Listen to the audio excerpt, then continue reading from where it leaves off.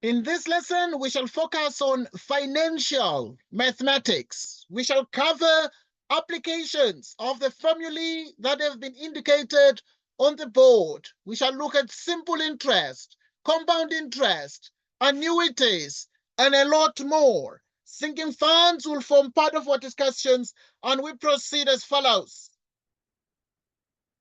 Right, what you'll be able to do in this exciting module. There are a couple of things you need to know in this exciting module. Right, you must be able at the end of our discussion, but also, obviously, during the course of the discussion, you must be able to calculate the values of A, P, I, and N in the formulae. Right, you must be in a position to handle simple interest. As much as this notion of simple interest was covered at grade 10, I must indicate that it is examined at metric level. Right, both simple interest for appreciation cases, but also we have simple interest, which is called the straight line depreciation formula, which is the formula with the minus and I, where P is the original value of an asset or the principal. Right, so now this one is also called the principal. Right, now A is the value of an asset after depreciation. I is the rate of depreciation per annum. N is the number of years or period in years. And we compute or we proceed as follows. Right, so the couple of things you need to take into account, the notion of our ability to use the formulae for compound interest, what we call the compound interest formulae. So it is very, very important for you to be in a position to deal with compound interest using the formula A equals P, open bracket 1 plus I, all to the power n that way. Right, the reducing balance or what we call depreciation formula, which is the one with actually a minus I. And the appreciation is the one with a plus I there, where P is the original value of an asset, A is the value of an asset after depreciation, I is the rate of depreciation per annum, and N is the number of years or period in years, and that is what we call N. Okay, so these are the kinds of things, obviously, you're expected to understand when you deal with what we call financial mathematics, and we proceed as follows. Right, now you must be able to apply knowledge of geometric series to solving annuity, bond repayment, sinking fund problems with or without the use of the formulae. The future value annuity is the formula with F equals X open square bracket, open, round bracket, 1 plus I to the power n minus 1, all to the power I. This is called the future value annuity. Present value annuity is the P formula, which is X, open square bracket, 1 minus, open round parenthesis, 1 plus I, all to the power, minus n, close square bracket, all to the divided by I. Right, now, as part of our learning outcomes and assessment standards, the F represents, as it is written in the at the back of the question paper, the future value of an annuity. P is the present value of an annuity. X denotes equal periodical payments. N is the number of years or period in years. I is the rate of depreciation per annum. We proceed.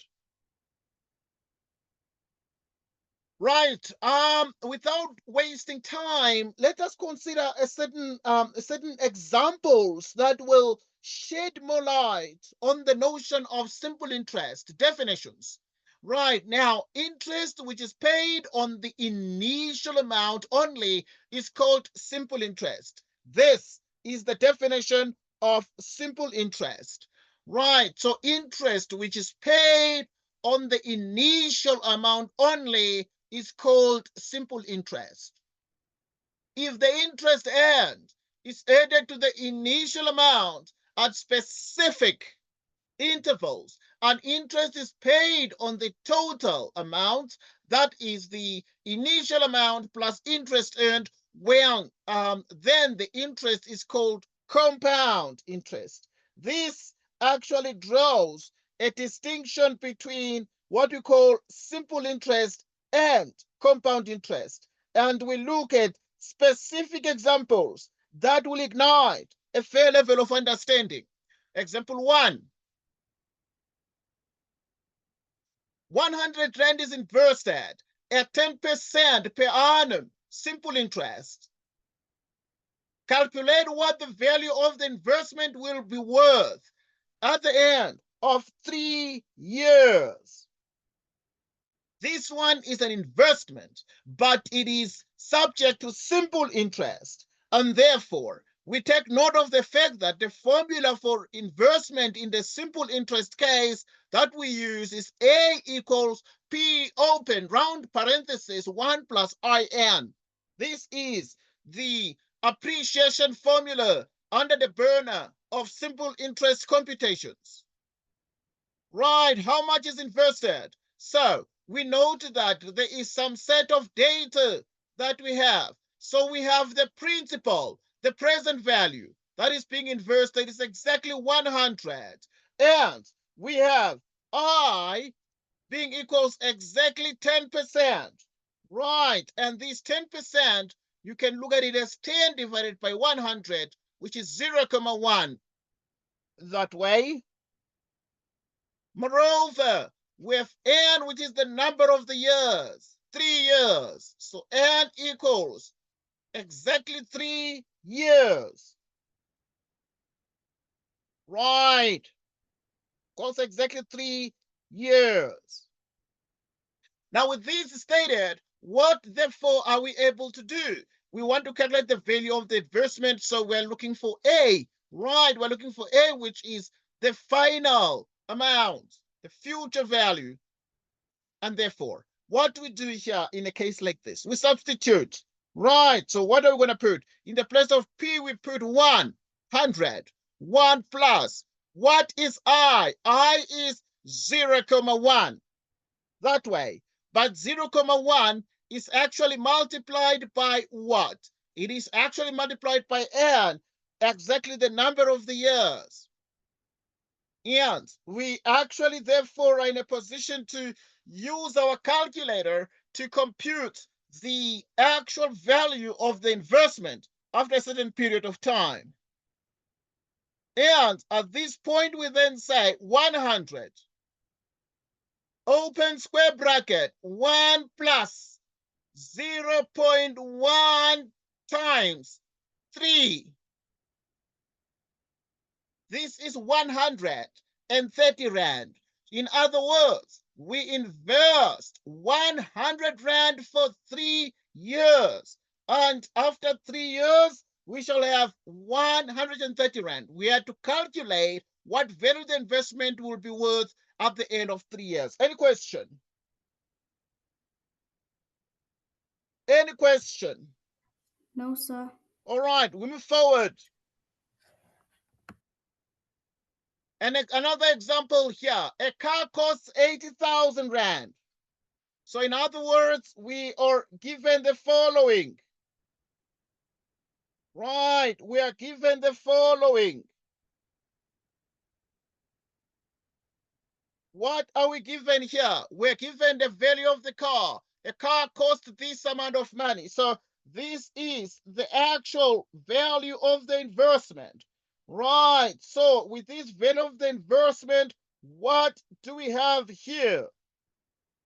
We know that we need to just tabulate some data. So if this car is worth that actual amount of 80 Rand, we then proceed as follows. We perform some recording of data. So how do we record the data? The present value is actually 80,000 that way. And, and the earn is 5 years. If the depreciation is calculated at 18% per annum, I is actually exactly 18% per annum. But remember, it is on a straight line basis. This is depreciation because we understand that the car depreciates on what you call the straight line basis, right? So with 18, you divide by 100, and that the decimal point is here. It's going to move 2 places, right? And therefore it's 0.18, like so. We want to determine the value after 5 years. We want the final value. So we're going to use this formula, right? Simple interest equals this, which is 1 minus NI, like so. What is the present value? It's actually 80,000. 1 minus N is actually 5. Right, and what is the I? It is 0.18, like so. What is then the required future value, final value of the car? Let's determine it together. 80,000. Open round bracket. 1 minus 5 times 0.18 close bracket equals 8,000. Exactly 8,000. So it means, therefore, we're determining its value after 5 years. So the value after 5 years is actually 8,000. Right. Any question? No, sir. Okay, we move forward. Okay, we have been dealing with simple interest just to be in a position to recap depreciation and appreciation on what we call the notion of simple interest. However, we need to take note of the fact that simple interest is actually what we learn, and in reality, we deal more with what we call compound interest. Compound interest is what is popular. If the interest is added to the initial, right, it's added to the initial amount at specific intervals, and interest is paid on the total amount. That is the initial amount plus interest earned.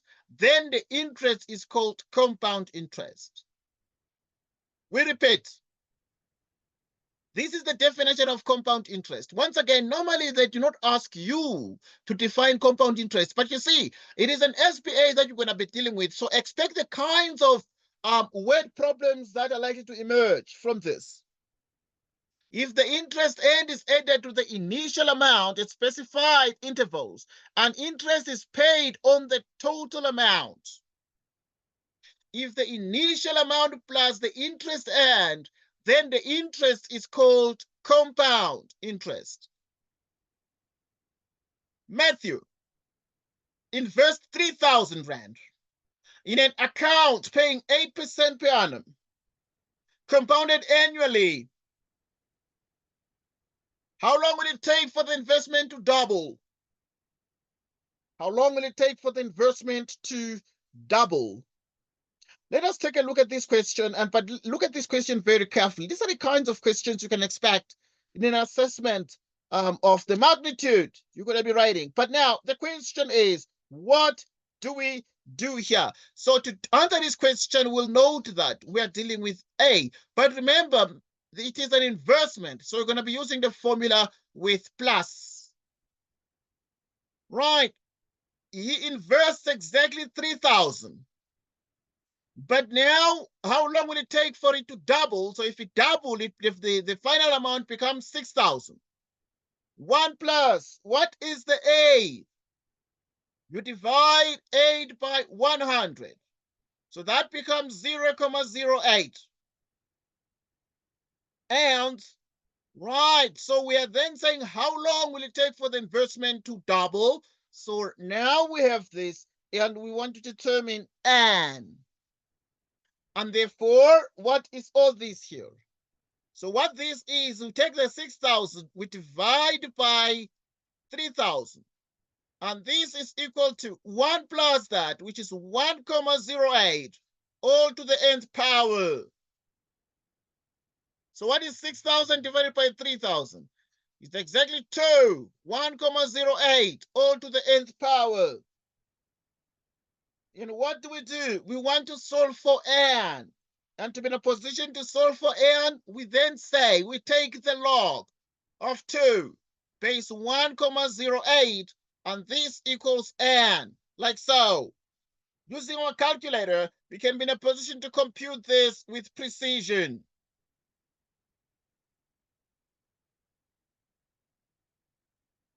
Right. So now we have the following. So this is the same as the logarithm of 2. You can write like this.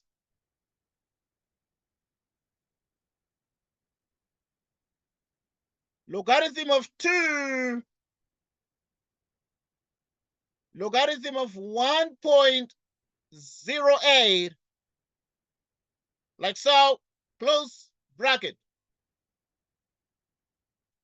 This is 9.006.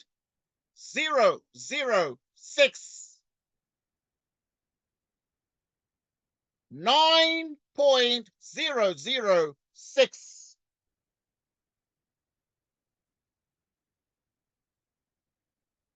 Right, and therefore, or we can then say, as a consequence, as a conclusion, you can write the conclusion up here, and then say, hence, the investment will take, right, the investment will take approximately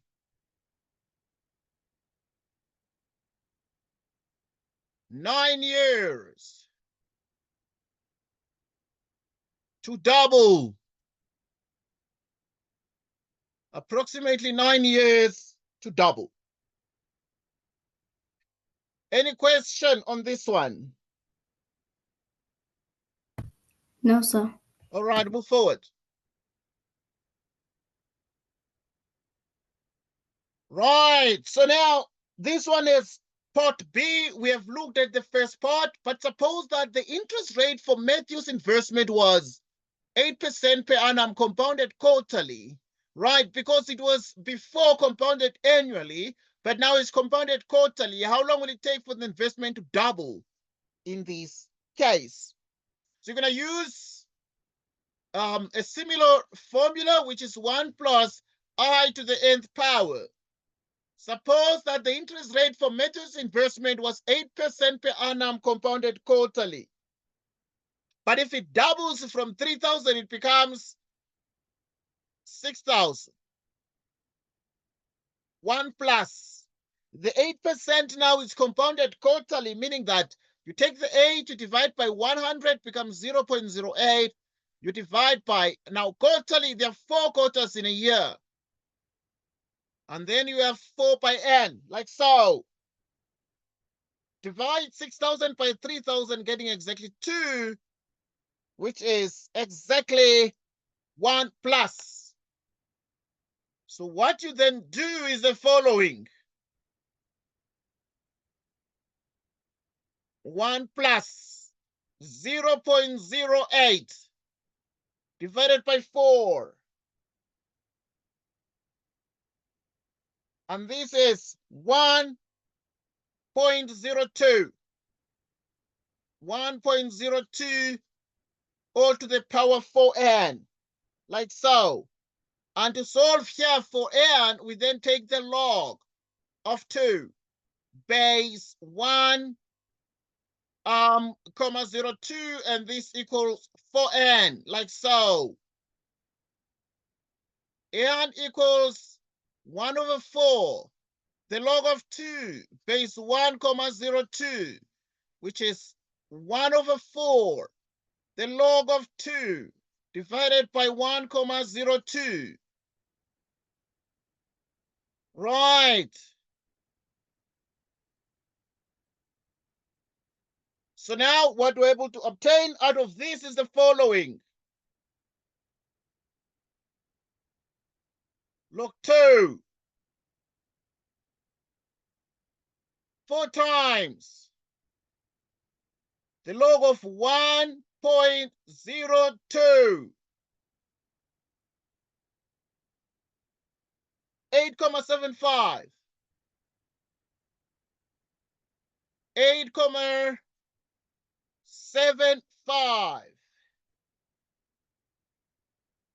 8.75. Right, so now you get exactly 8.75, which is 8.75 years. Right, so it would therefore be N equals, N is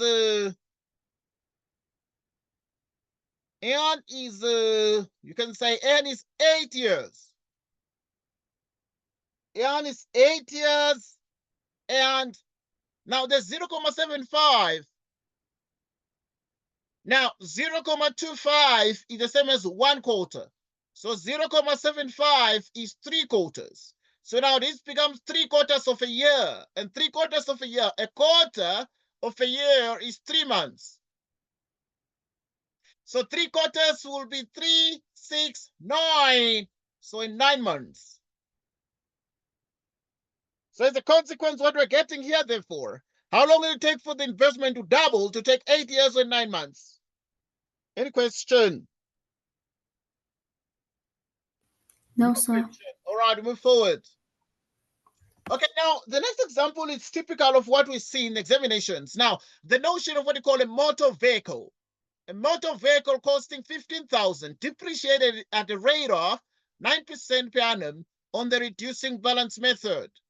Calculate how long it took for the car to depreciate to a value of 60,000. So if they say calculate how long it took, what is the examiner asking for in terms of the symbols? And what formula do we use? 1 minus I to the nth power. But obviously we are saying the motor vehicle costs 15,000. So in other words, right, we are noting therefore that this motor vehicle here costs 15,000, but it depreciated to a value of this much. Okay, now I need to mention up front that this should have been, because its depreciation should have been 150,000, not 15,000. Right, because this depreciation now, depreciation means to begin with a large amount and it becomes smaller.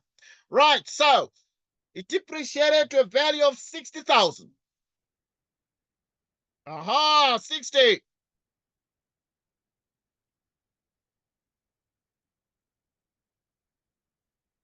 We start with 150. Right, which is 0.09 divided by 100. Right, remember that we are dealing with this car that depreciates on this, and this is 9% per annum on the reducing balance method, meaning it is to the power n. You take 60,000. You divide by 150,000, which is exactly the same as 1 minus 0.09. Right, and let's use a calculator to do this.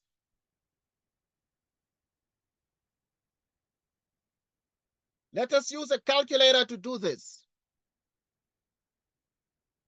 So what we have is the following.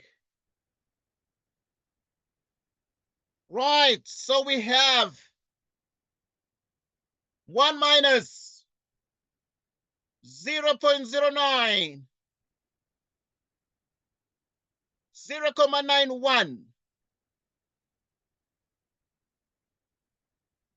to the nth power. Okay, if you divide 60,000 by 150,000,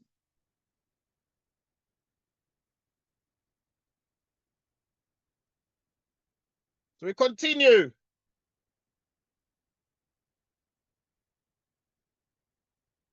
We continue.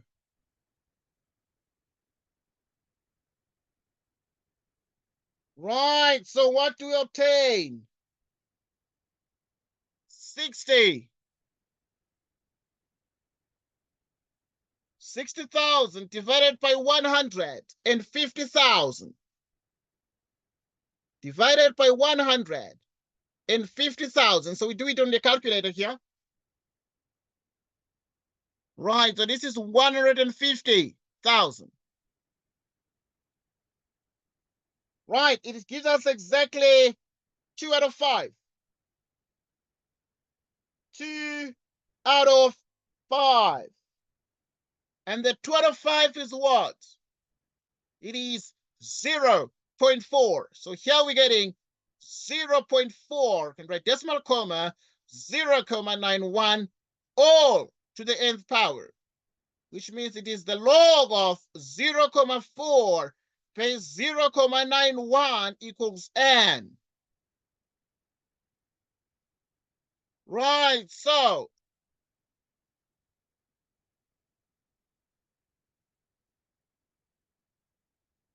now then this is the same as what? This is the same as the following. You can do it as the log of 0.4, close bracket, all divided by the log of 0.91, close bracket. And this is the answer. This is the result. Right, it is 9,72. 9,72. And therefore, it's approximately 9,72 years. Is there any question on this one so far? No, sir. No question. Move forward. Okay, right. We are.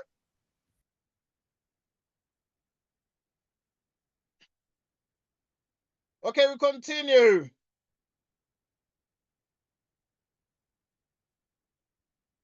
We continue. Okay, now we're going to discuss the notion of what you call the future value annuity, but also the present value formulae, because this is what the exam is about, but this is what grade 12 is about. Okay, so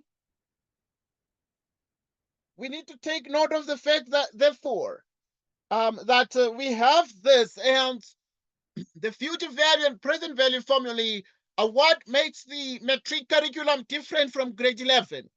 And we have not really wasted much time. Now, with need, we can do both extreme questions on finance. So yeah, if time allows today, we're gonna do like extreme questions, like harder questions as well. So yeah, but we shall see how much time we're gonna have. We actually obviously covering the background a little bit, but also looking at some exercises, or what we call examples here. Okay, so now let us discuss the notion of the future and present value formulae. An annuity is a series of equal payments at regular intervals of time, subject to a rate of interest. An annuity is a series of equal payments. This is the definition. Often they don't ask you to define these things. What is an annuity? What is it? It is a series of equal payments. I know the students forget these things. They forget definitions. It is a series of equal payments at regular intervals of time, subject to a rate of interest. Okay, I'm going to ask you sometimes to define these things we're defining now, to say what is an annuity. Okay, let's look at an example where annuity is asked, but we have a perfect opportunity to celebrate annuities. Suppose that 1,000 Rand is invested every month. Somebody every month is investing 1,000 Rand, starting in 1 month's time. So this guy waits for time. He waits for 1 month's time for a period of 10 months. Right, interest is 18% per annum compounded monthly. The future value of the investment after 10 months would be the sum of all payments together with the interest earned. What do we want? We want the future value. We want the future value. There are a couple of things we need to take into account here. And we're going to do it with so much ease, but great simplicity as follows. If then we consider this here,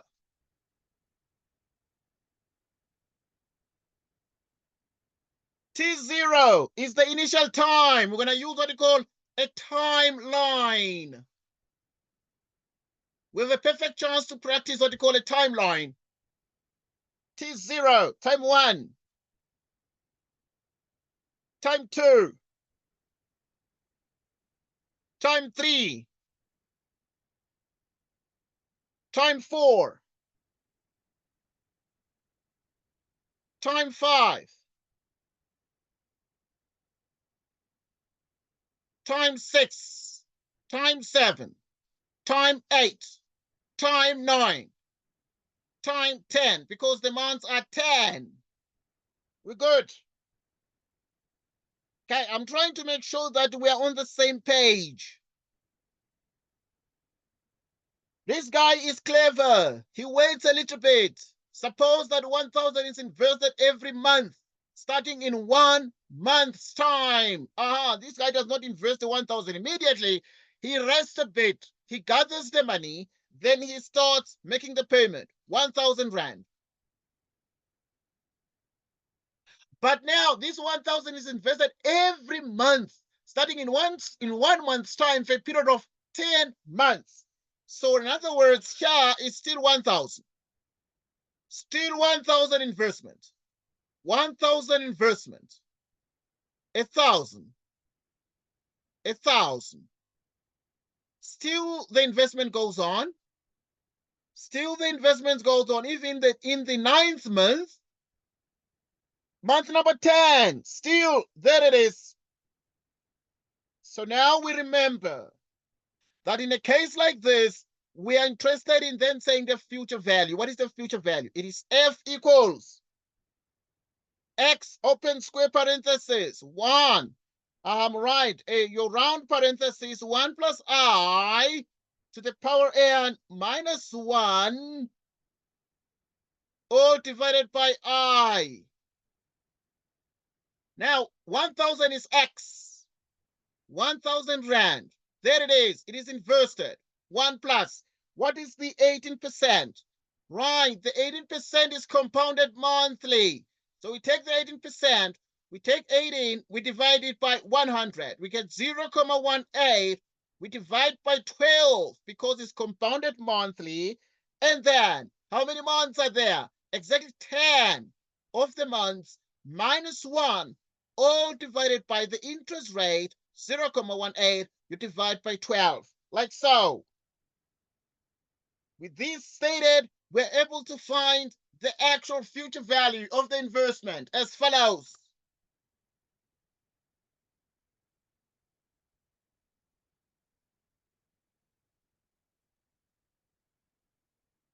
So we have 1,000. 1 plus 0.18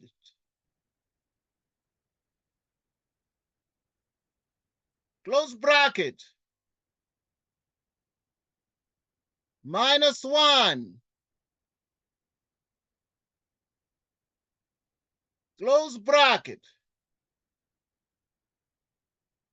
0.18.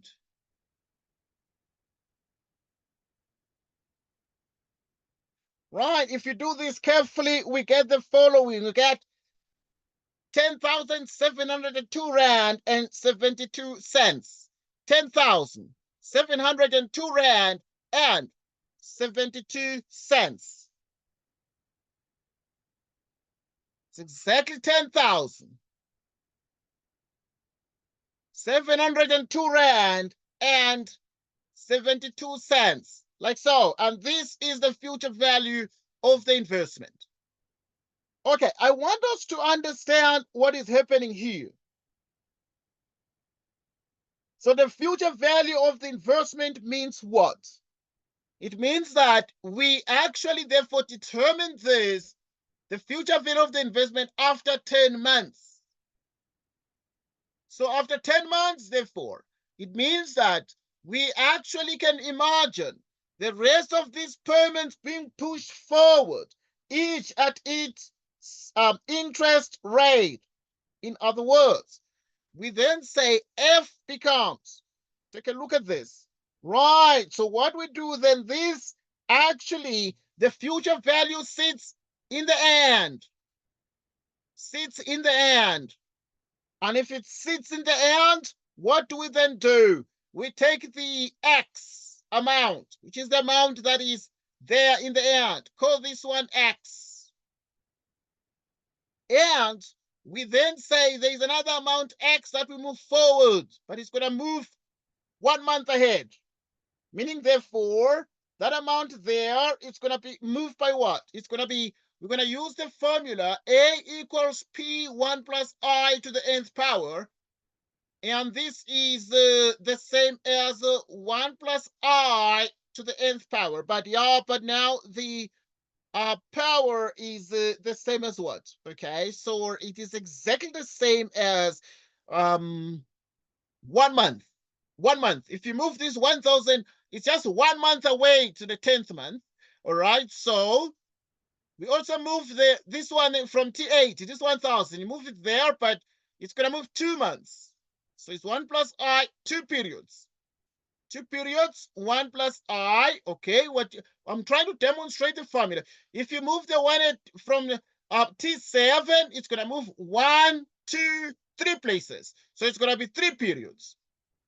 Until such time that you move this one, and this one at T7 has moved 3 periods. And this one here, T1, is going to move how many periods? This one, because T9 moved what? Right, so in other words, T9 moved 1 period. T8 moved 2 periods. Now, how do you get the 2 periods? It's like 10 minus 8, 2. From T9 to T10 is 1 period. It's like 10 minus 9, 1.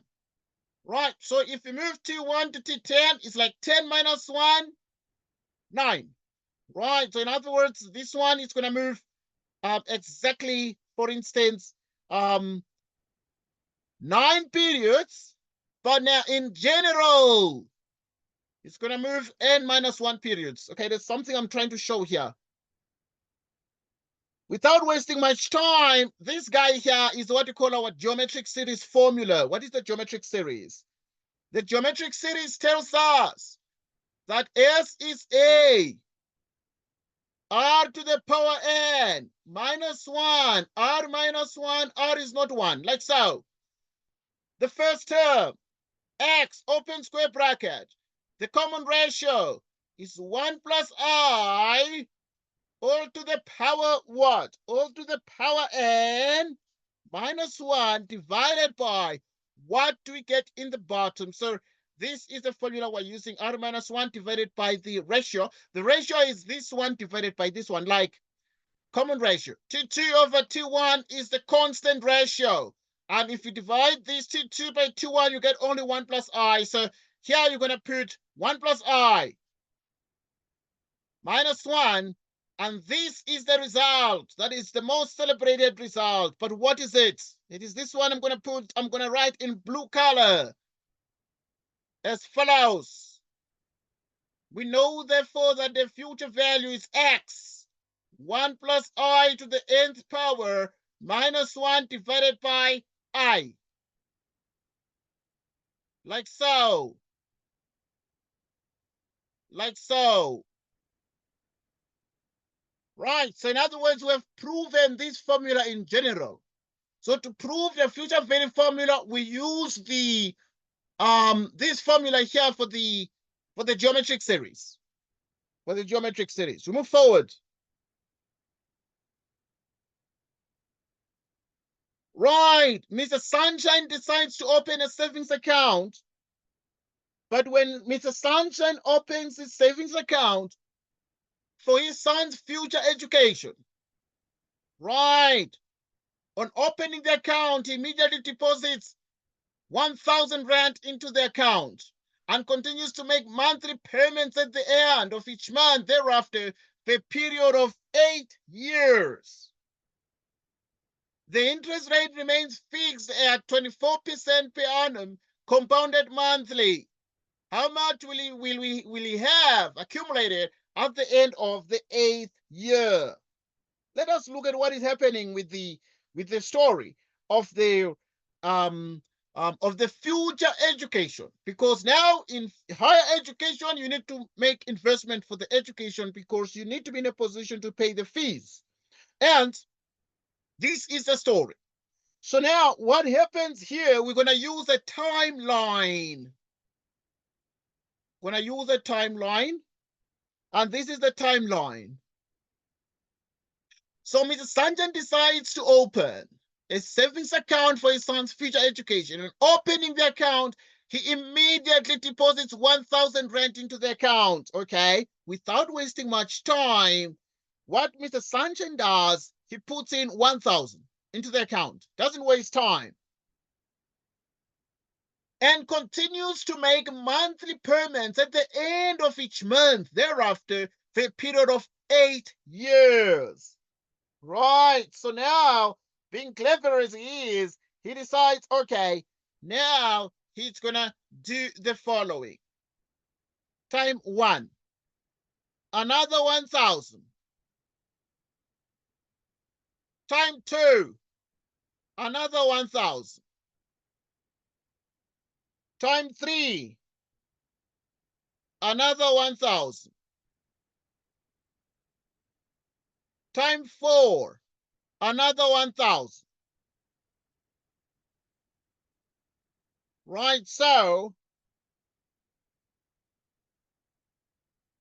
and this continues for a period of 8 years. The interest remains fixed at 24% per annum, but is compounded monthly. So in 8 years, you're going to then say 8 years multiplied by 12. Right, and you can then see it's exactly 96 months. 96 months. So this will go on until T96. Right, until T96. And we have the following. It will go on until T96. And T96, the 1,000 is still paid there. But there's T95 before T96. But still that 1,000 was paid. Okay, we can go on and then say there's T94, because remember that this was done for a total of 8 years. T94, 1,000. So that in the end, how much will you have accumulated at the end of the 8th year? So we continue that way. Now, what is happening here? But now the question becomes, how much will you have accumulated at the end of the 8th year? Right, so you need to look at this, but look at this very carefully and reason. So now we want to then say the future value. It's x, 1 plus I to the nth power minus 1 divided by I. We note that he deposits the 1,000 immediately. Right, now I want us to take this into account, that what is happening here is a very interesting example of the future value annuity. But now, if really it is said that it is indicated that Ms. Sunshine decides to open a savings account for his son's future education, and on opening the account, immediately deposits 1,000 into the account. So, in other words, there is actually no waiting. No waiting. Right. And continues to make monthly payments at the end of each month thereafter for a period of 8 years. Now, we note also that the interest remains fixed at 24% per annum compounded monthly. I want us to look at this story and begin to analyze it very, very cautiously. How many payments will be made altogether in this particular situation? So we understand, therefore, that in this particular situation, up to T96, because there was an immediate deposit, so we actually are aware that it's going to be 1 plus the 24%, it's 0.24. You divide it, because compounded monthly, divide it by 12, you raise it to the power 97, minus 1, all divided by 0.24, divided by 12. Because Mr. Sunshine deposited 1,000 in the beginning, as much as the 8 years will bring about 96 months, but there is an extra $1,000 paid immediately, making the total payments exactly 97. Right, so now we then are in a position to use our calculator to compute. Right, let us do the calculation. 1,000. 1 plus 0.24. 12. Close bracket. 97. We have the following. Minus 1.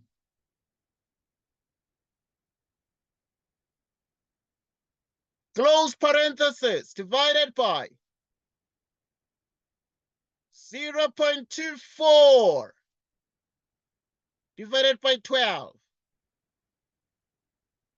Okay, so that in the end it is 291,339.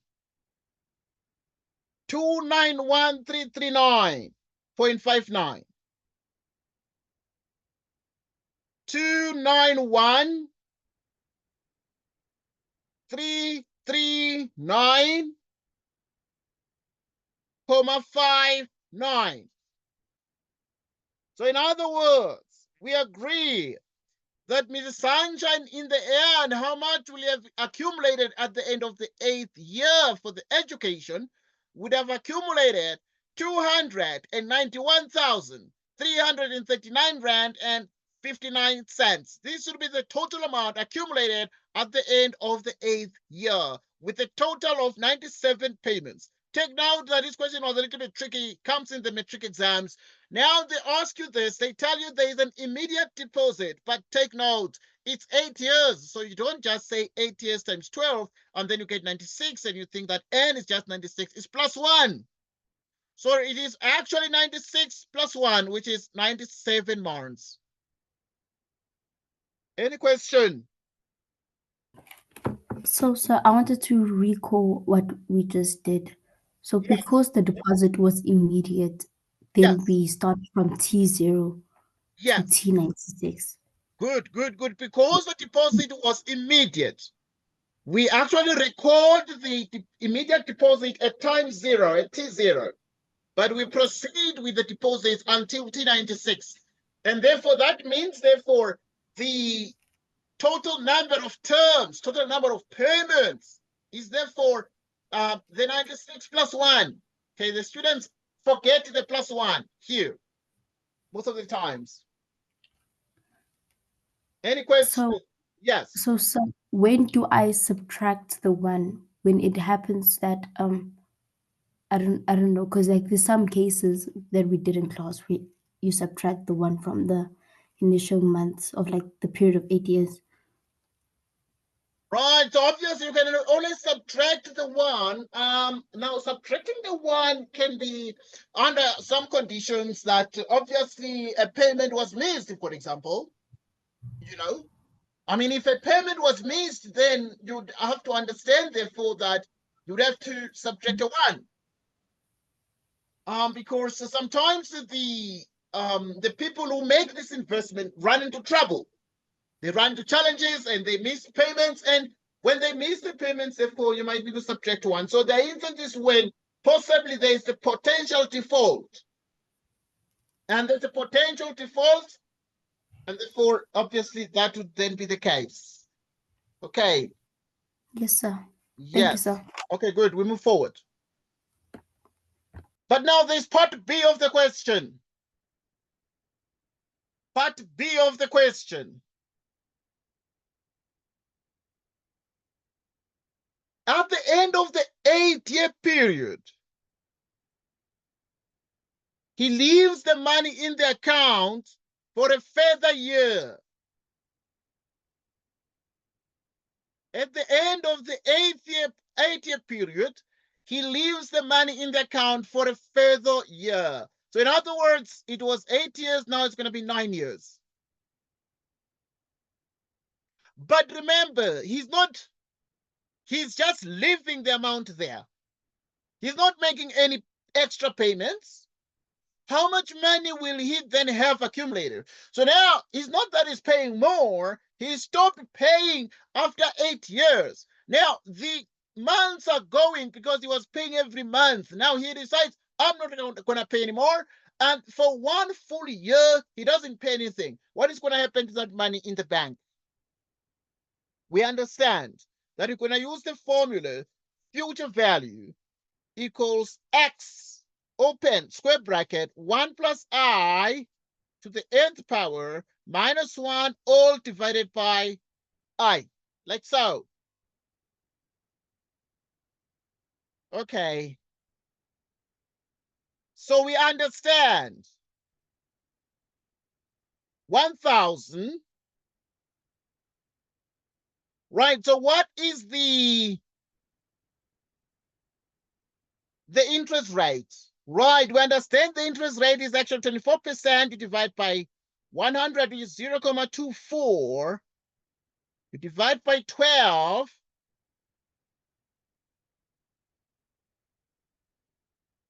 And then now you raise it to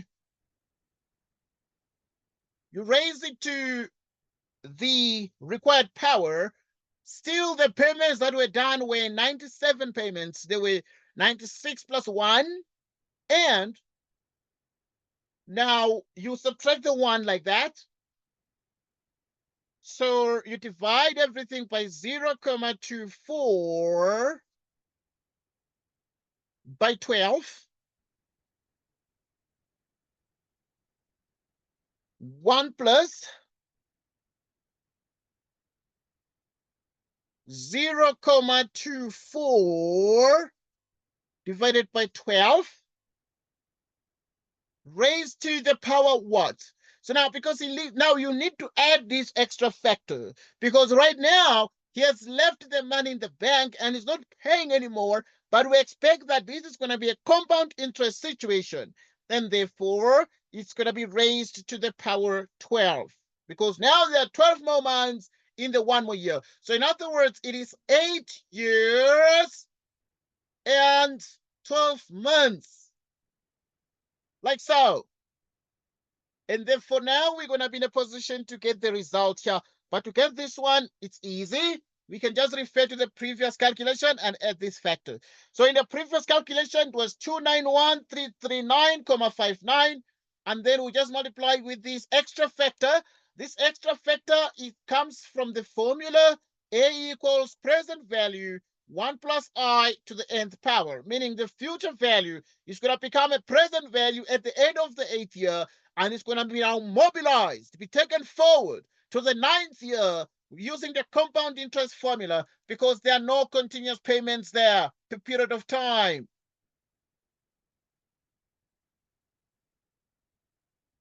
Okay, so 291, 339.59, 291, 339.59, open, 1 plus 0.24, 12,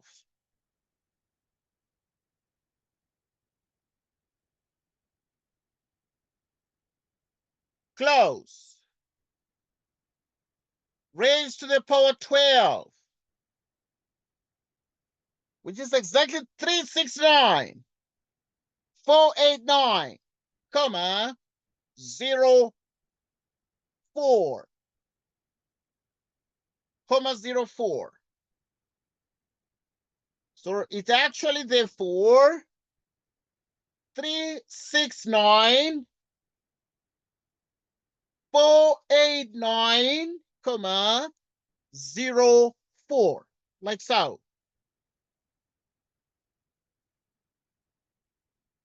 Like so.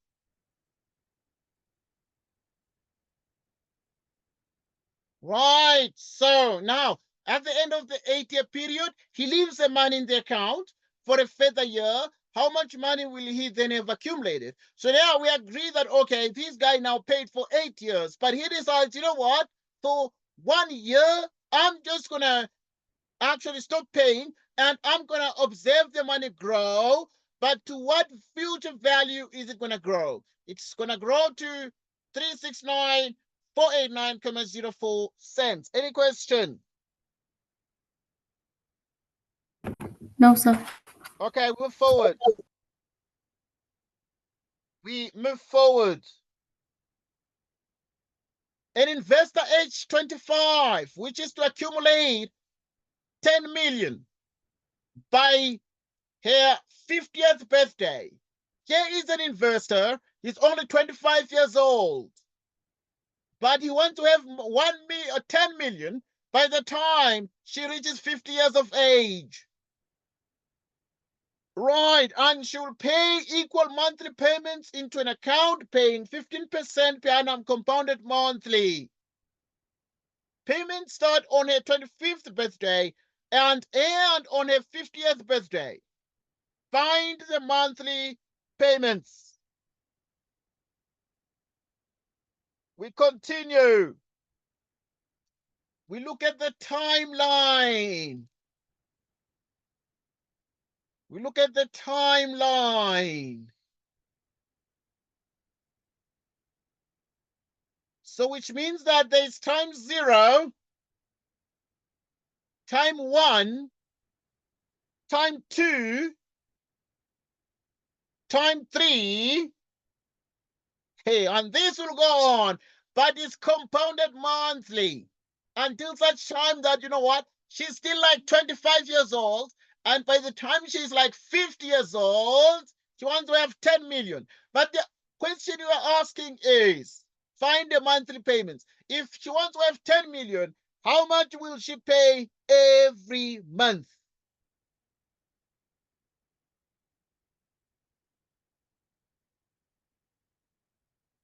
How much will she pay every month? All right. How much will she pay every month? Okay. Also, how many years will this be? Because if this investor is age 25, and we understand that this investor wants to accumulate 10 million by a 50th birthday, now she might make a payment X there, X there, X there, x there, and times 4x there until T300 x there. Okay, there's also, okay, because now remember, it is 25 years by 12. We continue.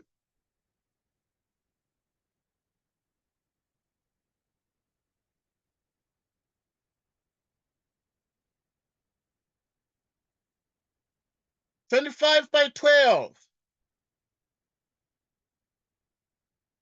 300. So which means therefore 25 by 12 is actually exactly 300 months. 299 is X.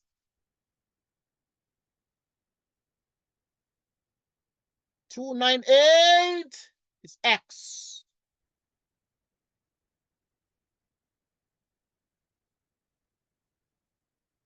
Okay, so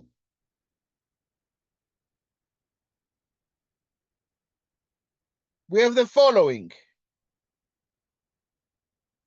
So which means that at this point, this investor is going to use the future value formula. Future value is X, open square bracket, 1 plus I to the nth power minus 1 divided by I. This investor wants to have exactly 10 million.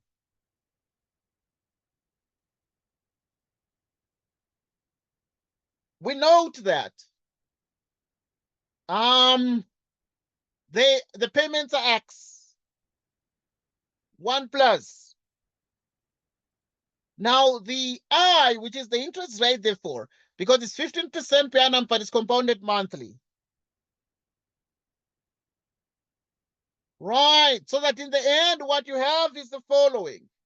Now, if it is actually, and we agree together, that this is 15%, so you will take as usual, the 15%, you take the 15 divided by 100.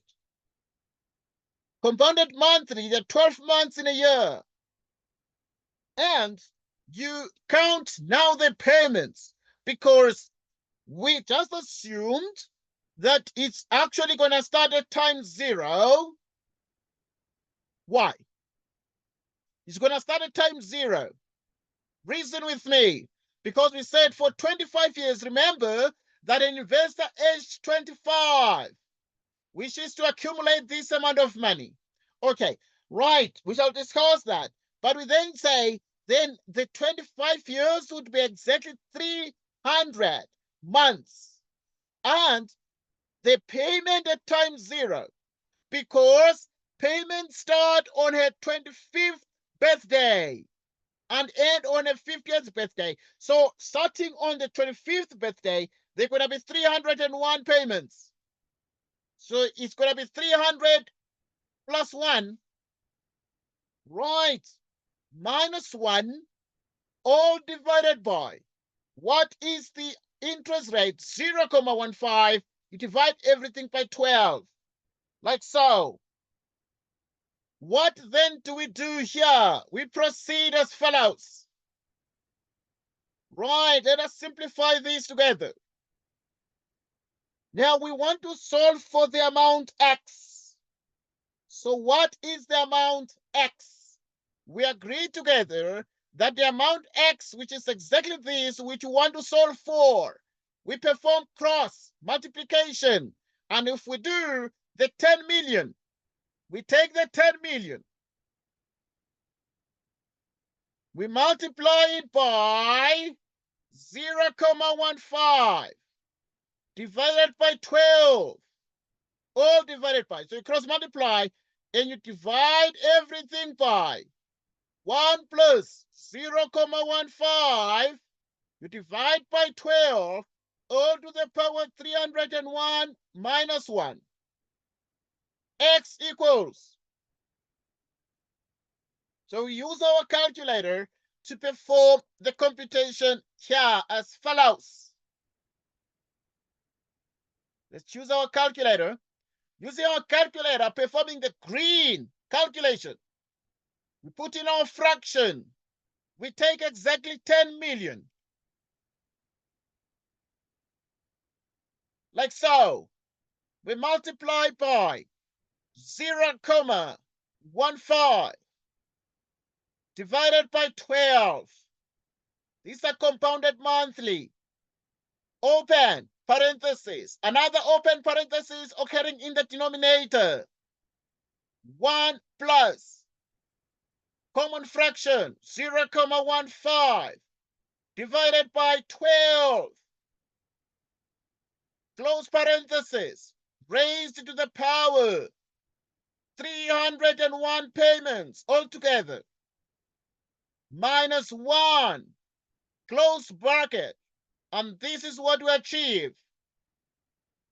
In other words, what then needs to happen is that there has to be a total amount of 3,044 rand and 7 cents altogether to be paid.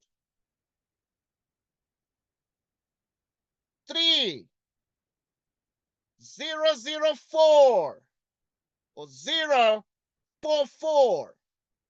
Right, so 3,044, comma 07, like so. And what is this? These are the monthly payments. In other words, this investor is very smart. But you see, there are a couple of things we need to study and understand from the investment that is going on here. Because the payments start on her 25th birthday. This person realizes that she's going to be turning 25 years old, and she decides, you know what? I want to become a millionaire by the time I'm 50. And this person decides, you know what? On the 25th birthday, it's going to start paying. That is why we're then saying the payments are 301 payments, because at time 0 on the birthday, there's going to be a payment there. Any question? No, sir. No question. Right, we proceed as follows. We proceed as follows to the next question.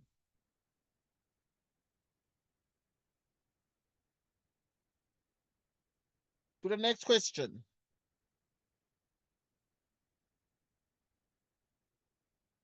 Right, so now we have the following. Now, example 4. 5,000 is invested each month. Starting in 1 month's time. Into an account paying 18% per annum compounded monthly. How long will it take to accumulate 300,000? Okay, so now let's look at this example. And now it is a very interesting one. So we're going to use a timeline as well. Time 0, time 1, time 2, time 3, but all these here are monthly periods. But this 5,000 that is invested each month, starting in 1 month's time, so we wait a little bit. It's unlike before, but we decide, you know what? We're going to invest 5,000 rand, but now it's going to be done every month. Here is 5,000. Another 5,000. Another 5,000.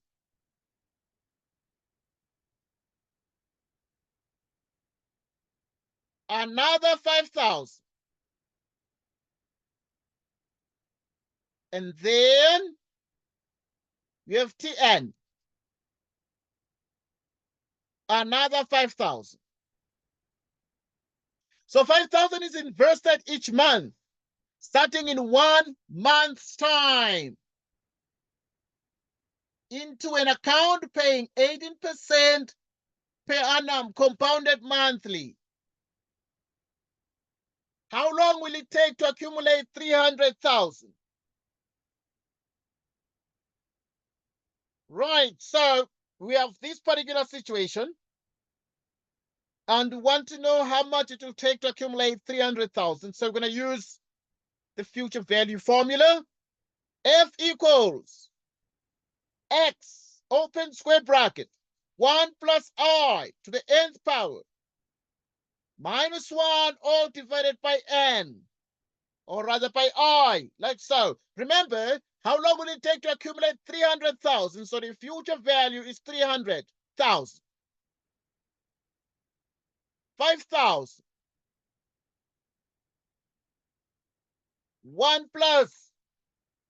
Right, so you have the 18% compounded monthly, which is 0,18, divided by 12. Right, now we have exactly this. Now, what then do we do? You see, there are a couple of schools of thought here. Sometimes I normally say, if you divide by 12, you may as well multiply n by the same factor.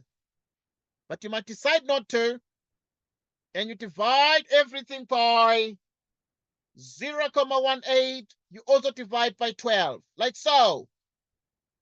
What are we able to achieve out of this here? We obtain the following in a step-by-step fashion. Now, the couple of things you need to take into account as we move forward. We want to determine the actual duration in terms of how long it will take to accumulate 300,000 in a case like this. Right, so what then do we do precisely? So we're going to take the 300,000. Right, let us take the 300,000.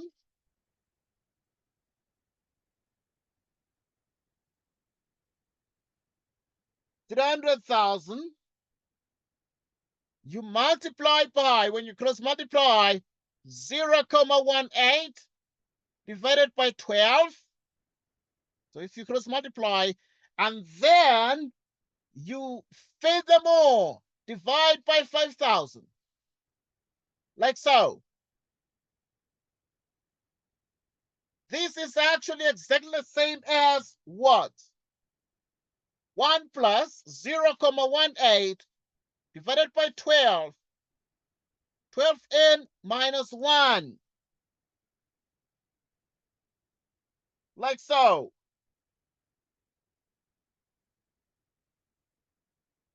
Okay.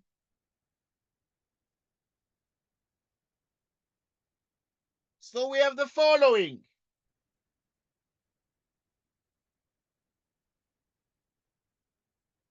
Okay, now we need to continue and solve for n in a case like this one here. And let us proceed as follows. So now, yeah, let us simplify this here. And we do perform the simplification. So what we do is we punch in 300,000 multiplied by 0.18 divided by 12, all divided by 5,000. I want us to continue and add this 1. Right. And this gives us exactly 1.9. So we have actually 1.9, which is, then you're going to perform the simplification within the parentheses. 1 plus 0.18 divided by 12, which is 1.015.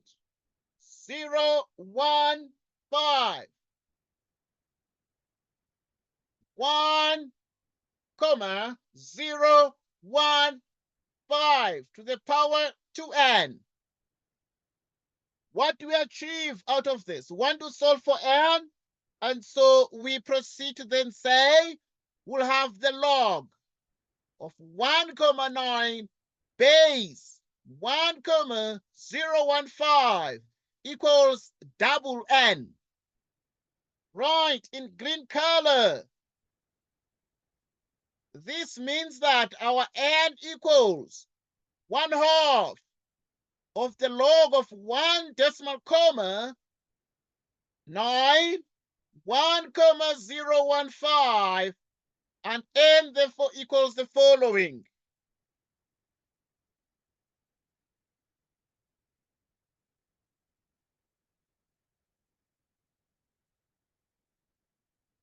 So which means that 0.5 times the log. 1.9, delete this one, which is 0.5. Then you have the log. 1.9, close parenthesis, divided by the logarithm of 1,015, close parenthesis. And this equals 21.555. Right. And so there are a couple of things you need to take into account here. So we proceed as follows.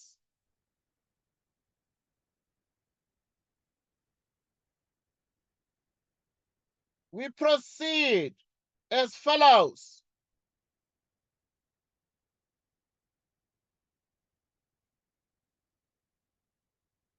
Right, so yeah.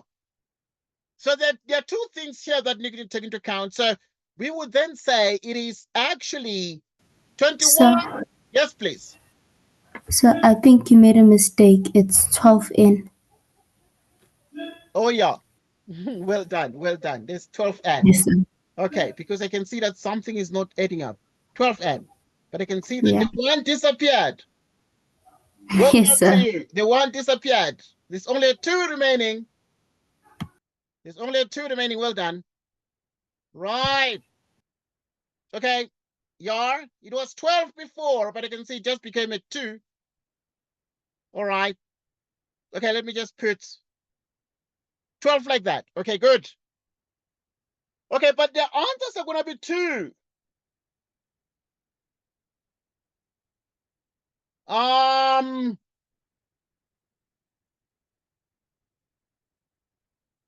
right. Okay, we'll continue. Okay, right. Let me use bring the calculator again, please. Let me bring the calculator. Thanks for seeing that the 1 was missing. So what we're going to do is we're just going to go back. We're going to go back and delete. And we can put here 1/12. 1/12. Um,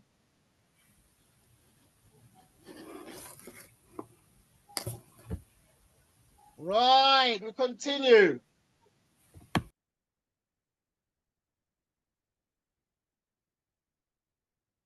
Okay, we continue. All right.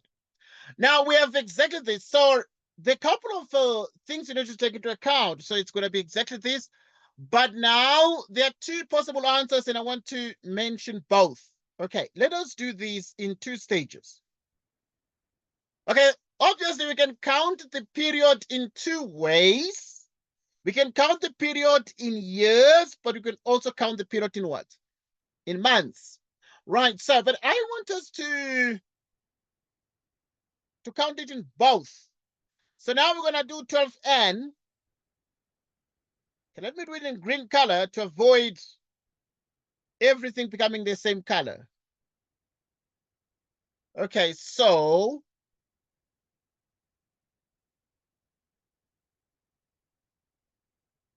So now we're going to have the following. Okay, let's do the log. So I'm going to do it in months, and then I'm also going to do it in what? I'm also going to do it in years. Okay, because it's the same thing anyway, but right, it's profitable to do it in the units. So yeah, I'm going to actually explain a little bit more. Right, let's do this. Right now it is 43.11.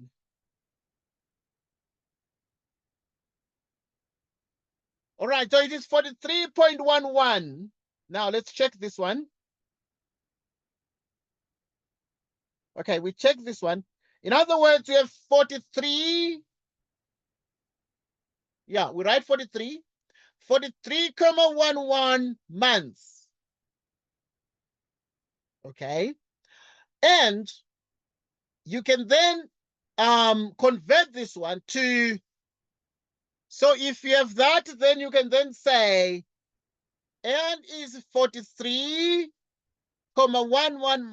months. The minute you divide it by 12, it becomes an amount in what? In years. All right, so we're going to do it in both. So now I can say divide answer by 12. Right, which you can see it as 3.59 years.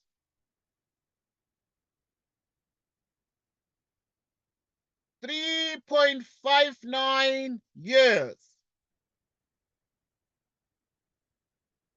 3.59 years. So yeah, there are two units of measurement of time. So you have 3.59 years. Right, so now you take this into account, 3.59 years.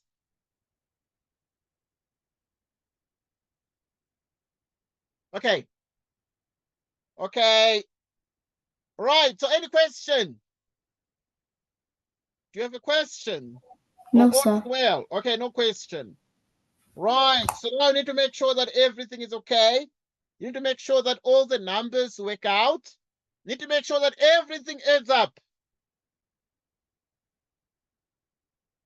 Oh, anyhow, but you see, the point is one. The point is, we have calculated, because the question says, how long will it take to accumulate this amount? Because it is compounded monthly, it is convenient sometimes to give the period in what? In months, and say it's going to take 43,11 months. Obviously, because it's compounded monthly, so you give your period in months, but you can also convert it by dividing by 12. So you convert the months to the years, and therefore it becomes 3,59 years. Okay. Right, we move forward. We believe this is clear. Okay, now let's deal with the loans a little bit right now. The present value annuity formula becomes so critically important. Right, in a present value annuity, a sum of money is normally borrowed from a financial institution and paid back with interest by means of regular payments at equal intervals over a period of time. The loan is said to be amortized, paid off when it is paid off together with interest charges. In a present value annuity, compound interest becomes your enemy. People borrow money to finance cars, houses, furniture, overseas trips, and other luxuries. They can spend many years paying off these loans. They will often pay more than double for these things. Every year, South Africans are borrowing money up to 300 billion rand. South Africa is heading for a huge debt trap in the near future. The crisis will seriously affect everyone, especially in the form of increased taxes. Being debt-free and investment conscious will enable people to survive the future in South Africa. So yeah, the advice is become debt-free and investment conscious. Right, so now the present value formula is P equals X, open square bracket, 1 minus, right, open, round parenthesis, 1 plus I to the power minus N, close square bracket, all divided by I, like so. Let's deal with loans now. A loan is required for the purchase of equipment. The borrower can afford to pay 2,000 Rand per month, starting 1 month after the granting of the loan. And the payments will continue for 10 months. The interest rate is 24% per annum, compounded monthly. How much can he borrow? Okay, we have this question. How much can he borrow? Obviously, we're going to actually do the same like we did before. We're going to use a timeline.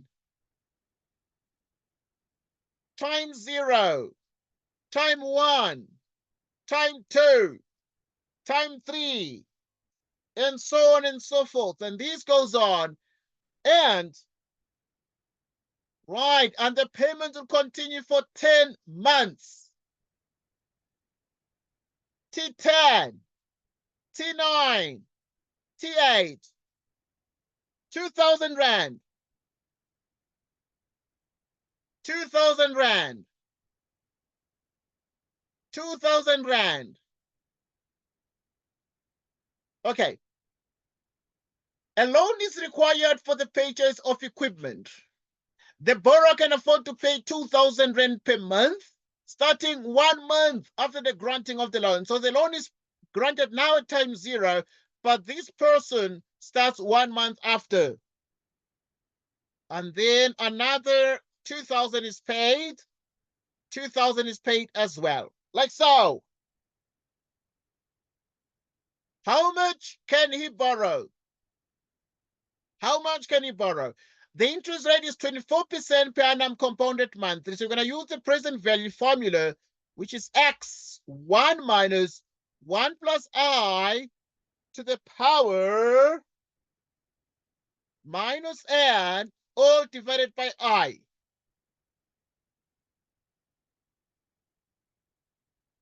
How much can he borrow? How much? 2,000.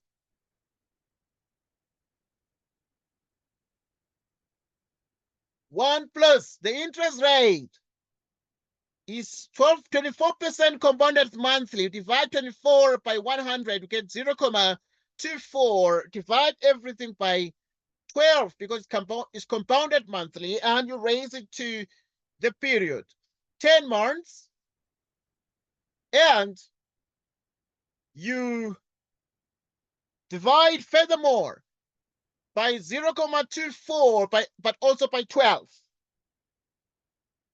Right, so this is approximately what? Let's check.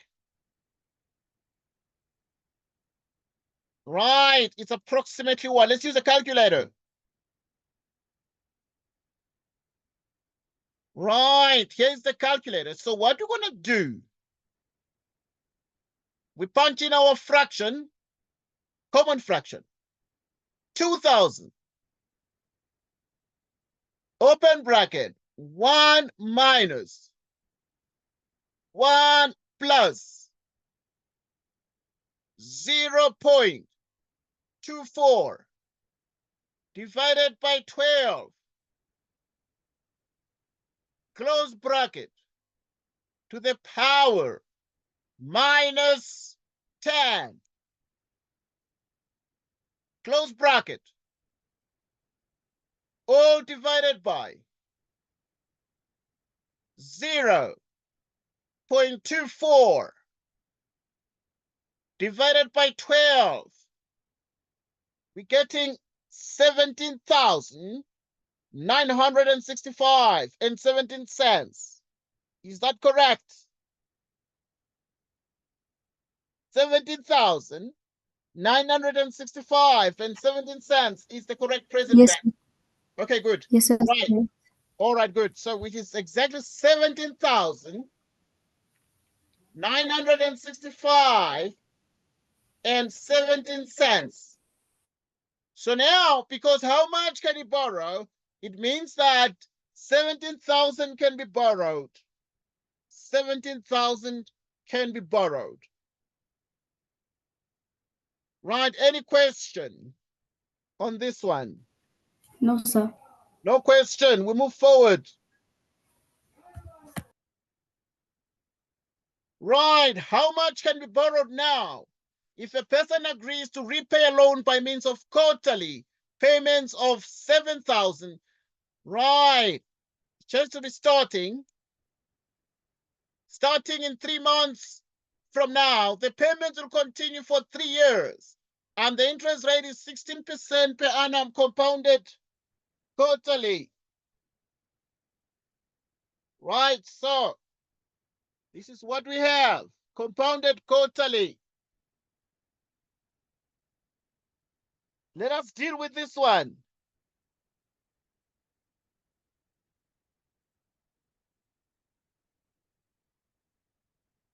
So now we have time 0, time 1, time 2. Right, so now we're saying how much can be borrowed now if a person agrees to repay a loan by means of quarterly payments of 7,000 Rand starting in 3 months from now. Okay, remember that these payments of 7,000 Rand are starting in 3 months from now. So we note that there is a gap. There's a gap between now, where there's a present value, and then there's 7,000. And these periods are periods of 3 months. All right, so now, in other words, the gap is a gap of 3 months.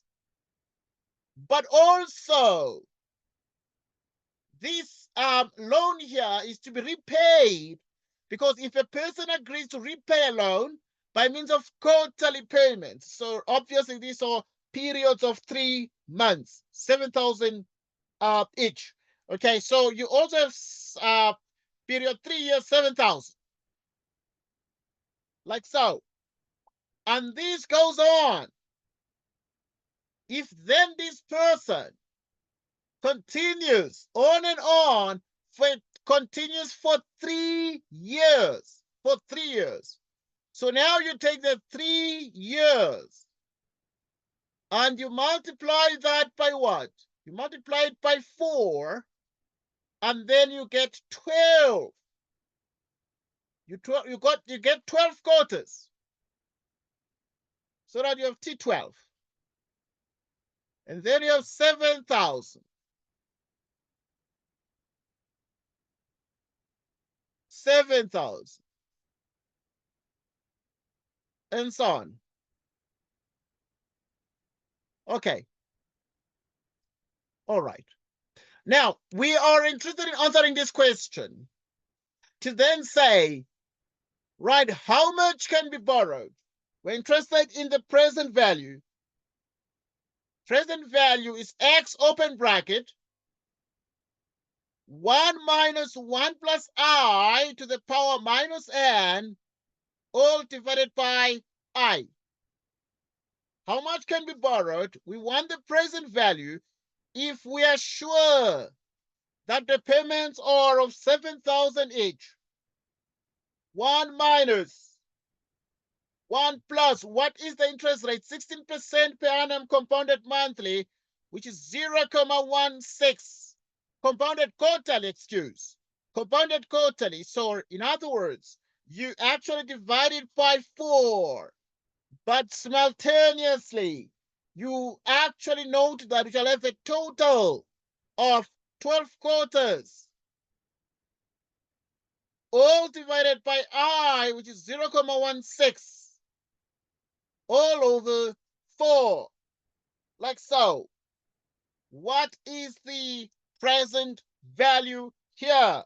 We determine that using a calculator as follows. Right, let us use a calculator, which is actually 7,000.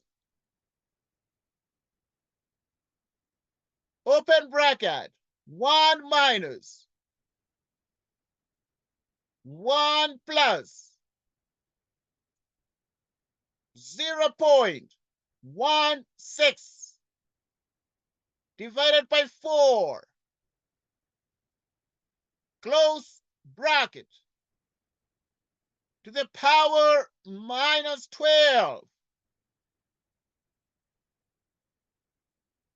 Right, divided by 0.16. Hi, sir. Can you please explain the Please, minus? Can you please the explain the minus minus? 12. I will explain the minus 12 just now. That's a good point you're raising. But now the present value, I will explain the minus 12, but the present value is therefore 65,695 and 52 cents. Okay, I'll explain that, which is 65,695 and 52 cents. Okay, there's a couple of things that you need to take into account. How many quarters are there altogether? Remember that this continues for how many years? For 3 years. Now, 3 years, but compounded quarterly, so you multiply the years by 4.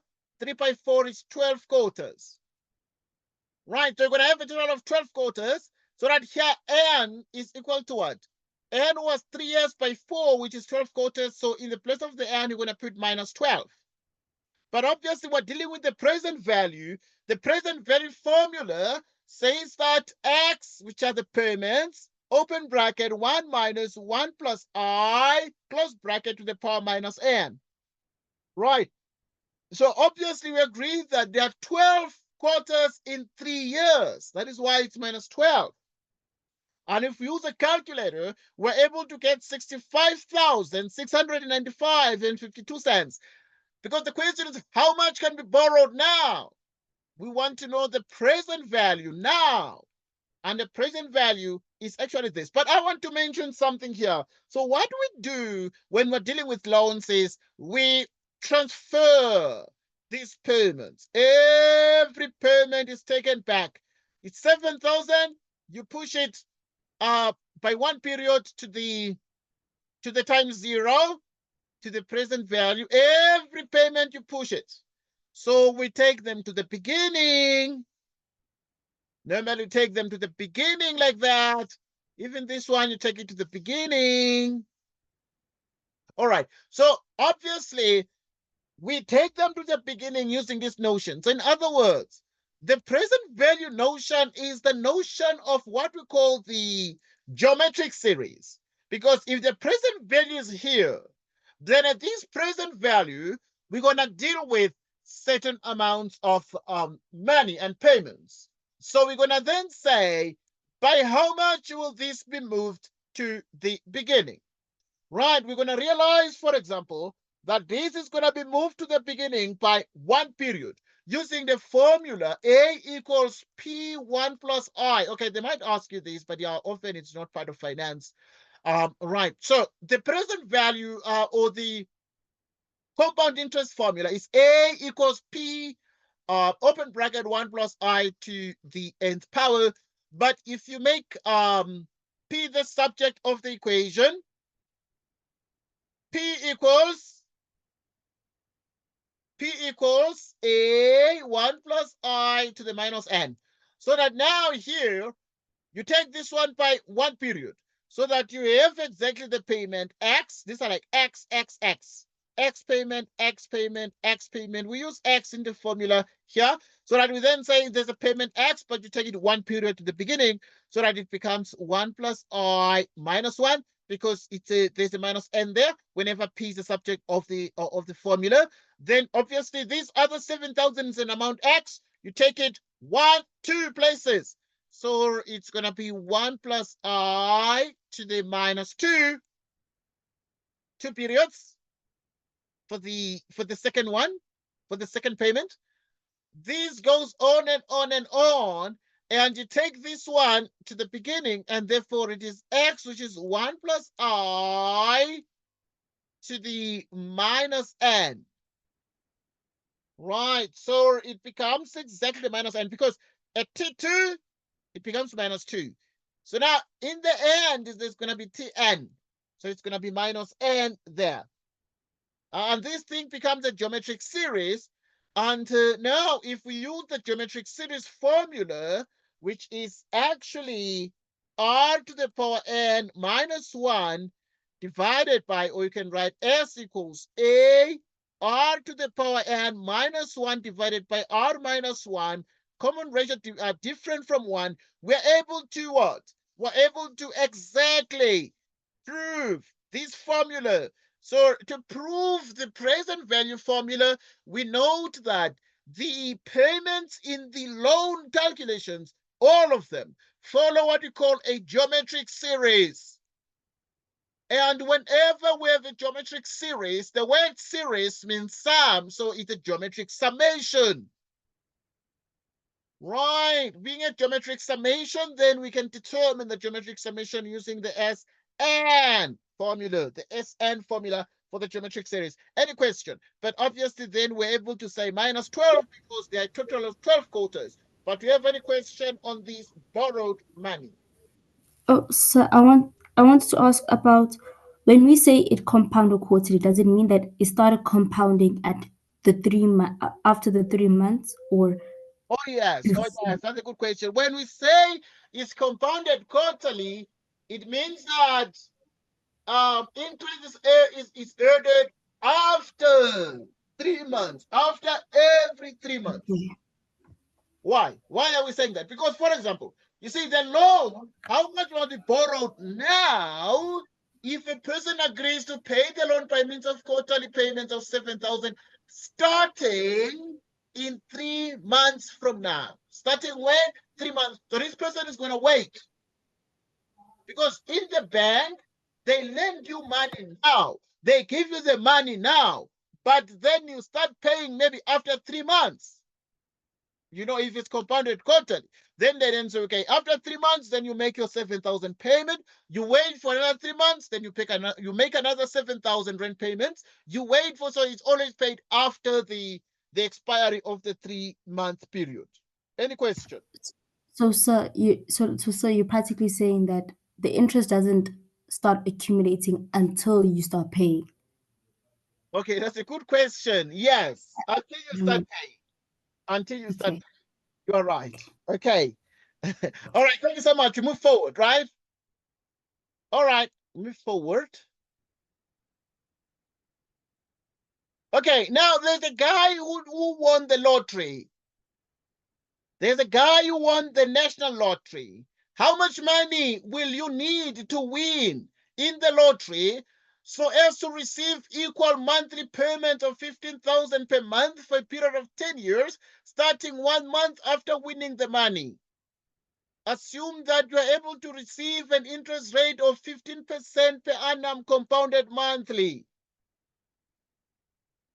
So right now, there's a guy who wants to win the lottery, but he's so clever, but he's so cunning that he's saying, hang on, you know what? I'm very smart. So I'm just gonna perform a financial math calculation. And in the financial math calculation, it's gonna use a timeline. But now it's gonna include time zero. Okay, let us draw a timeline here to sort of visualize the situation. Time zero, time one, time two. So there's gonna be a gap. And then there's gonna be time three. How much money will you need to win in the lottery so as to receive equal monthly payments of 15,000 rand? So there is a present value, and then you win. Right, equal monthly payments of 15,000 per month for a period of 10 years. So now 15,000, 15,000, 15,000. And right, so starting 10 years. But this is 15% is the interest rate, but it's compounded monthly. So in other words, you're going to take the 10 years times 12 months in a year, because it's compounded monthly, 120 months. So you're going to obviously go on up to T120. Okay. But if in a T120, there's still 15,000 Rand. But before T120, there's you subtract 1 from 120, you get 119. But there's also 15,000 Rand. There's also 15,000 Rand. There's also T118, which is exactly 15,000 Rand.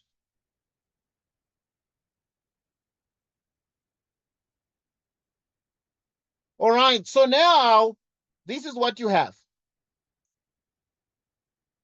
Okay. So the present value, 1 minus 1 plus I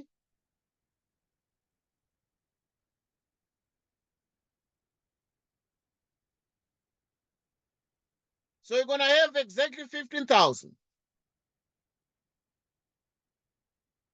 1 minus.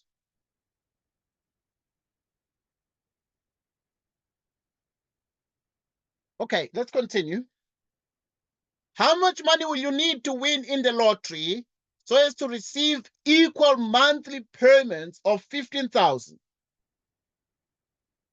per month for a period of 10 years? Okay, now I want us to take this into account and realize that we're dealing with a 15% per annum compound interest rate, which means that the 4 shall have 1 plus. Okay, 15% is going to be 0.15. Okay, you divide the 15 by what? By 100, and then it's compounded monthly, so you furthermore divide it by 12. And then you actually obviously consider the period of minus 120. You divide everything by 0.15, all divided by 12. So that now the present value is the following. So that the present value is the following. So it's approximately that. So let's use a calculator.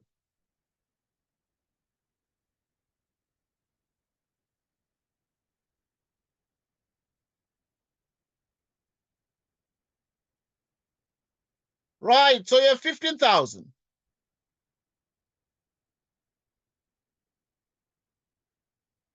One minus 1 plus 0.15 divided by 12 because it's compounded monthly, close bracket, to the power minus 120, close bracket, divided by 0.15 divided by 12.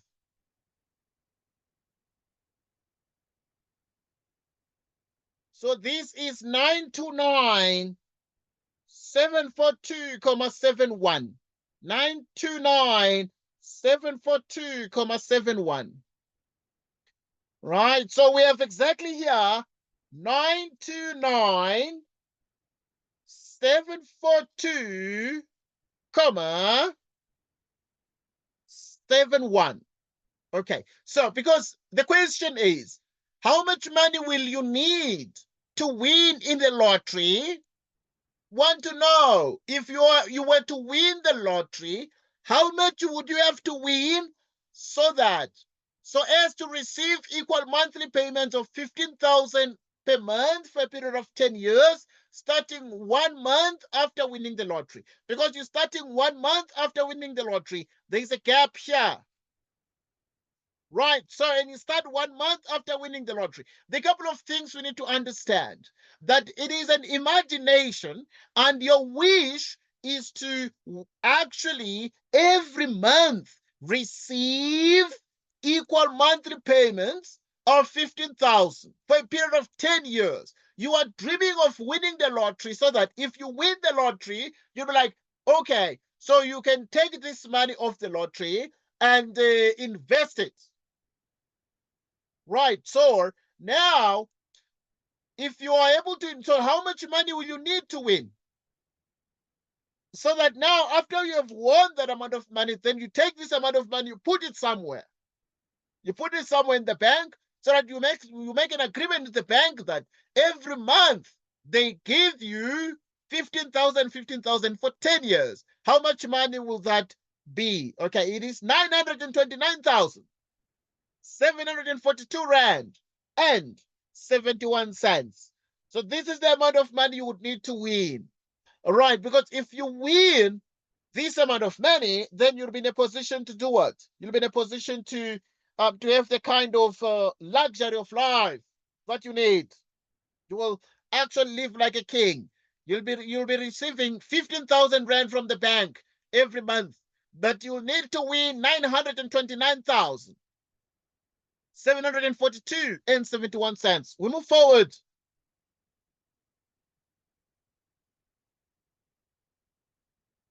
Right, there is a loan of 300,000 rand. Is to be repaid by means of equal monthly payments of 5,000 rand. Starting 1 month after the granting of the loan, interest is fixed at 18% per annum compounded monthly. How long will it take to repay the loan? Okay, let's look at this particular loan question. And we're going to use a timeline to analyze the loan situation. Right, so using what we call a timeline. We start from time 0, time 1, time 2, time 3, time n. A loan of 300,000 is to be repaid by means of monthly payments of 5,000 each. Okay, so with 5,000 rand, 5,000 rand, 5,000 rand, starting 1 month after granting the loan. Interest is fixed at 18% per annum compounded monthly. How long will it take to repay the loan? We're looking for how long? We're looking for period N. So we start. Present value. Right, but also we go on 5,000 here. The present value is x1 minus 1 plus I to the power minus n, all divided by I, like so. It is a loan of 300,000 rand, meaning we are actually having exactly 300,000 as the loan in the beginning. 300,000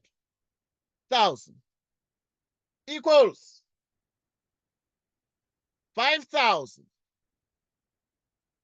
1 minus 1 plus 18%, 0.18 divided by 12 to the power minus.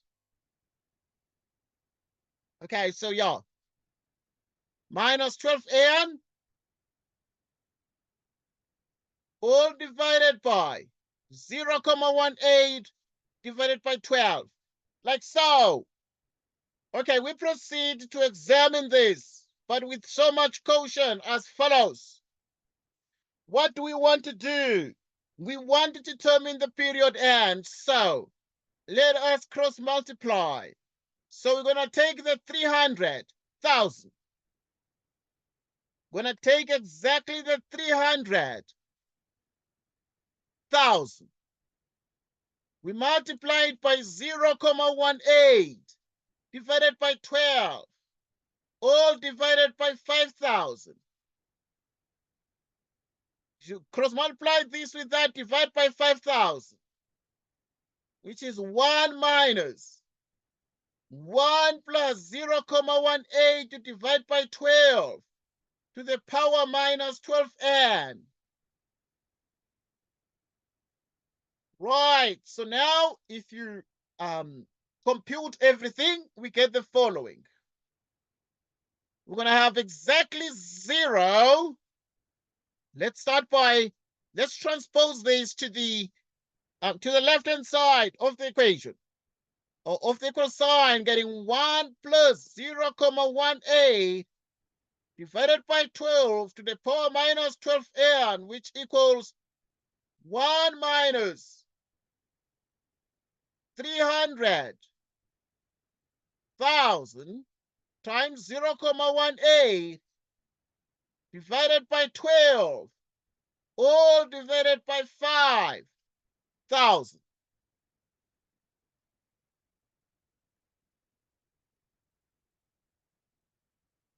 So we're getting exactly 1 minus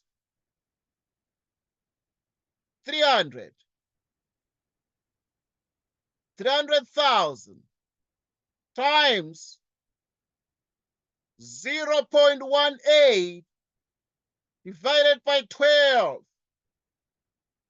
all divided by 5,000.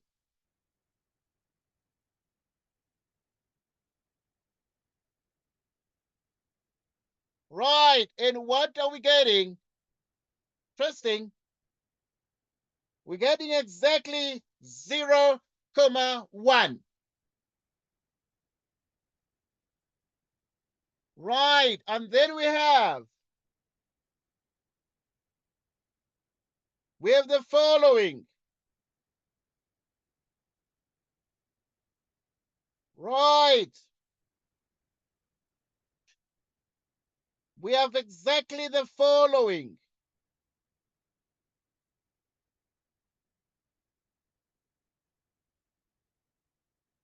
Right.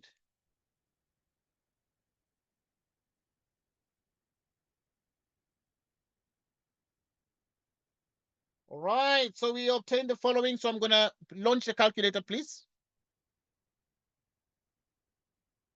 Right, which is 1 plus 0.18 out of 12. Right, which is exactly what? Which is exactly 1.015. 1,015 to the power minus 12n. Okay, so we continue. We continue. Okay, we just want to solve this particular question. Just want to solve this particular question.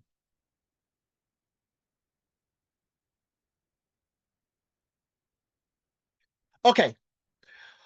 Now, what is the answer to this?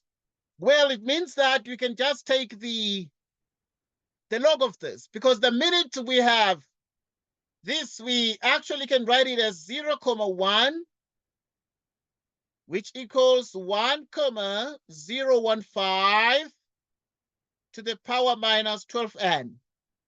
Meaning we're going to write the log of 0, 1 base 1,015, and this is minus 12n. So we're going to get sort of two possible results, two possible answers here. And this means the following. Right, so you're going to have 12n. So when you divide by, or you multiply by negative, both sides, so it's going to be negative logarithm of 0, 1 base 1,015. And you sort of get the answer. So you then have the following.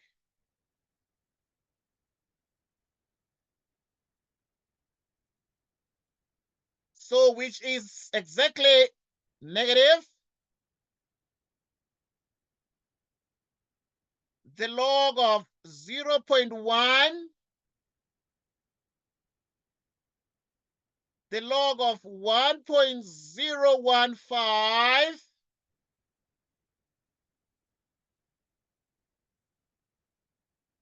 Right, so which means that you're going to have exactly the following. Okay. You're going to have 154.65. Right, so you're going to have, yeah, you're going to have exactly 154.65.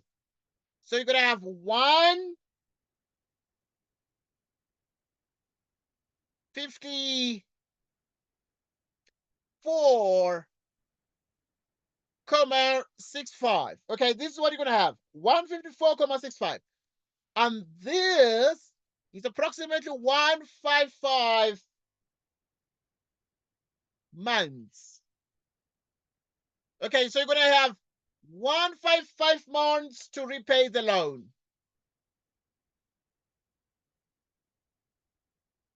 To repay the loan. Right, so now,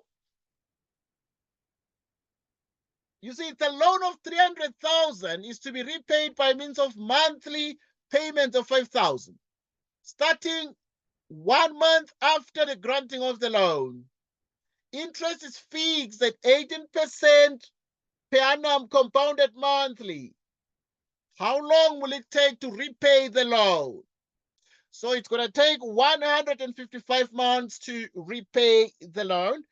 Okay, so I must indicate, therefore, that they are actually right. Yes, I'm very aware. I'm very aware. I'm very aware that we're just concluding this discussion here. All right, we're just concluding this discussion here. Right. So good. We're concluding this discussion. So in the end, then you'd have 155 months to repay the loan. But okay, this loan is going to therefore be repaid in 155 months. But now you can divide these by 12 to actually, so you have the 12 and take note of that.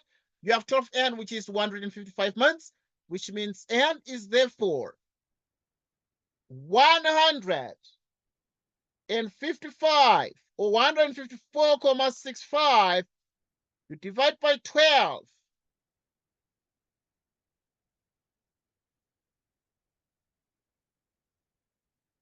Right, so you divide by 12, which is actually the same as what? It is actually the same as exactly 12.89 12.89 years.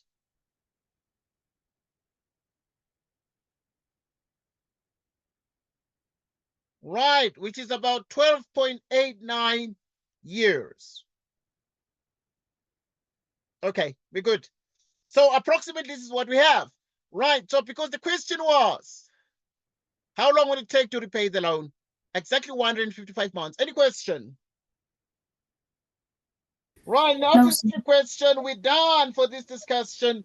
Right, we thank you for joining us. It was awesome having this discussion, but yeah, there are still some things we need to discuss on sinking funds and other things.